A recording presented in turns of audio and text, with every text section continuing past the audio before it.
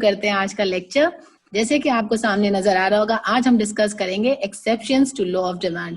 Previous videos में हम लोग ने लॉ ऑफ डिमांड देखा, डिमांड शेड्यूल देखा, तो आज उसी लीग में कंटिन्यूएशन करते हुए शुरू करते हैं exceptions to law of demand.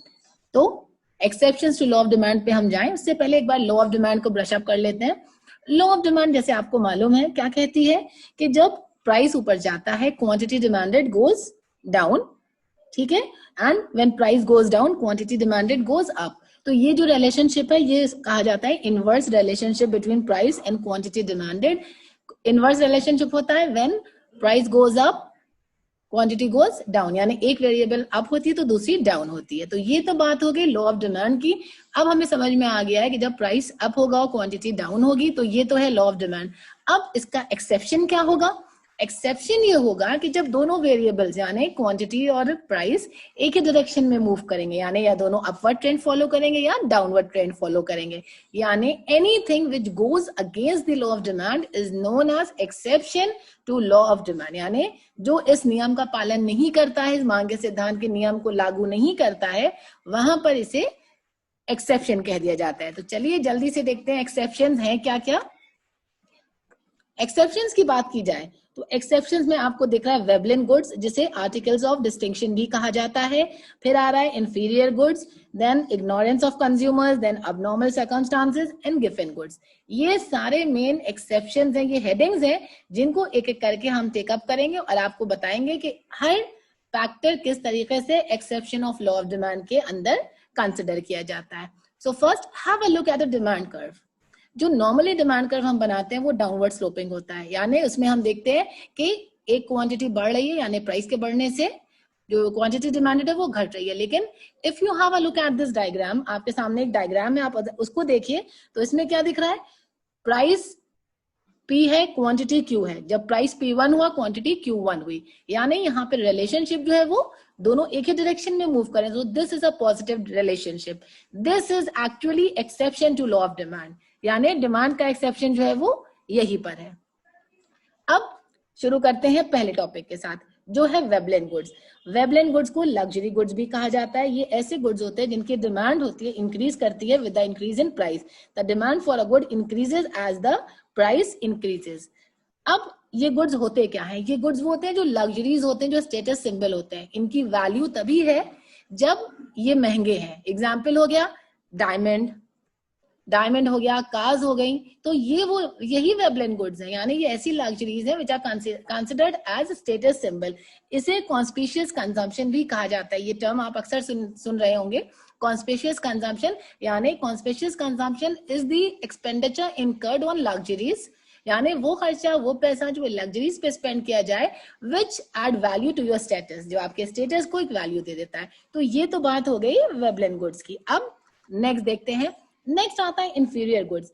ये कौन से गुड्स होते हैं? These are the goods whose demand drops when people's income rise, यानी इसके डिमांड कम हो जाती है जब लोगों की इनकम बढ़ जाती है। ये डिमांड के रूल में नहीं होता है, तभी ये एक्सेप्शन है। यानी यहाँ पे क्या हो रहा है कि demand drops when income rises. तो चलिए इसको एक एग्जाम्पल से समझ लेते हैं। एक इंडिविजुअल है, उसकी सैलरी जो है वो $2000 है। $2000 बढ़ के क्या हुआ? उसकी सैलरी हो गई $5000। So now what happens?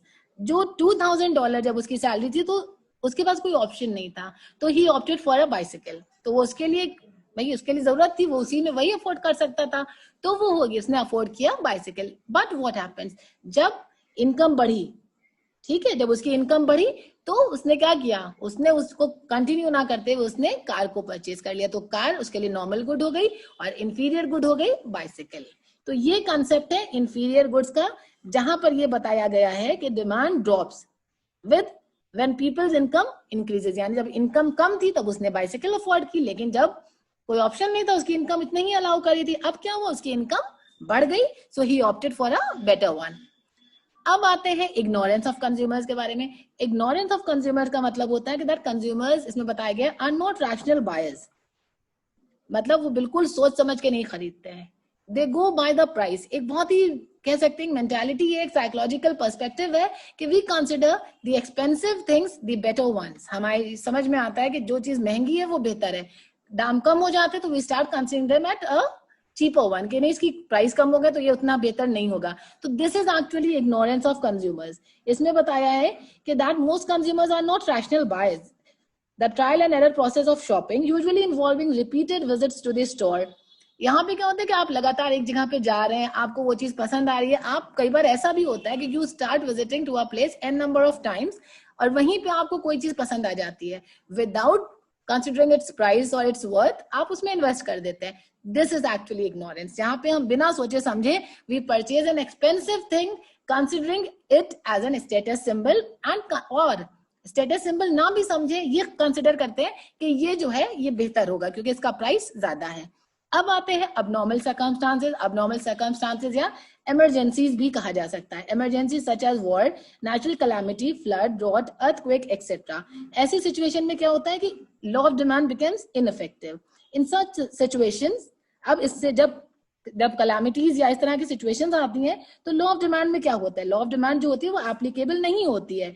यहाँ पे लोग चाहते हैं कंज्यूम करें ज्यादा से ज्यादा, यानी वो होल्ड करके रख लें चाहे प्राइस कितना भी ज्यादा हो.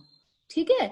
The demand for more goods and services even at higher prices. यहाँ पे कंज्यूमर क्या करता है, जब ऐसी कैलामिटीज आती है, ऐसी सिचुएशन होती है तो उस पे कंज्यूमर स्टार्ट कंज्यूमिंग और स्टार्ट होर्डिंग. उसको लगता है कि ऐसी सिचुएशन है, अगर कमोडिटी का प्राइस ज्यादा भी है तो it's advisable to hoard it right now and consume it at a later stage.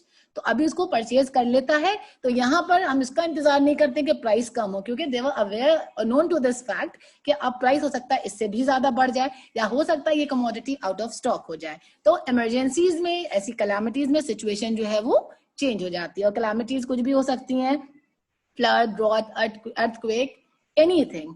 अब देखते हैं नेक्स्ट टॉपिक क्या बताता है. जो लास्ट पॉइंट है वो बताता है गिवन गुड्स का. ये ऐसे इंफीरियर गुड्स होते हैं जिनकी डिमांड इंक्रीज करती है with the increase in price. हमेशा गिवन गुड्स और इंफीरियर गुड्स में कंफ्यूजन होता है. कंफ्यूजन ये होता है कि इंफीरियर गुड्स में क्या होता है कि इसमें रिलेशनशिप होता है इनकम और डिमांड में, इसमें रिलेशनशिप होता है प्राइस और क्वांटिटी डिमांडेड में. तो इसमें क्या होता है, ये वो गुड्स होते हैं जिसकी डिमांड इंक्रीज करती है with the increase in its price, यानी प्राइस बढ़ने से उसकी डिमांड बढ़ जाती है. सामने एक एग्जांपल है, चलिए इससे समझते हैं कि एक फैमिली है, उसका बजट है 100 पेंस, उसके जाने टोटल 100 रुपए बजट है. अब फैमिली जो है उस बजट में 5 लोव्स खरीदती है और एक मीट कंज्यूम करती है पर वीक. ब्रेड का प्राइस है 10, आपके सामने से दिख रहा है, और मीट का प्राइस है 50. अब क्या हुआ, ये गिवन गुड्स आपको बता रहे हैं. फिर अब क्या हुआ, उस ब्रेड का प्राइस बढ़ गया.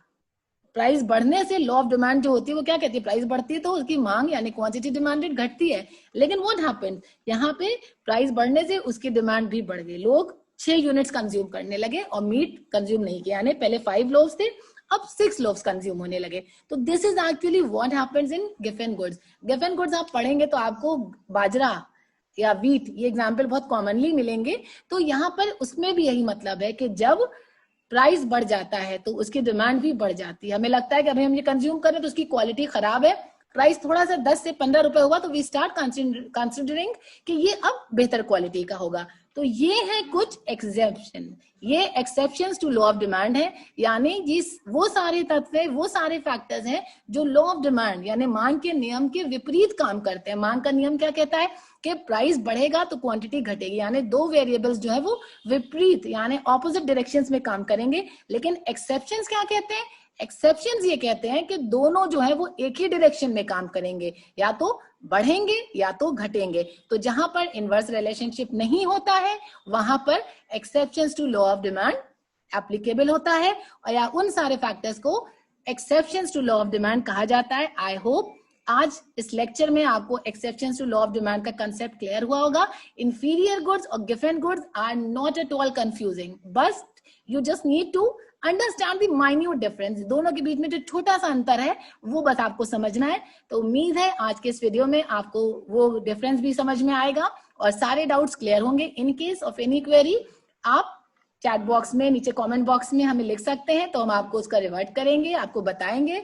नहीं ऐसा कोई डाउट है, समझ में आया है, सब अच्छा लगा है lecture, so do support me with your like and subscribe and keep studying economics. Stay healthy, stay happy. See you very soon. Thank you everyone.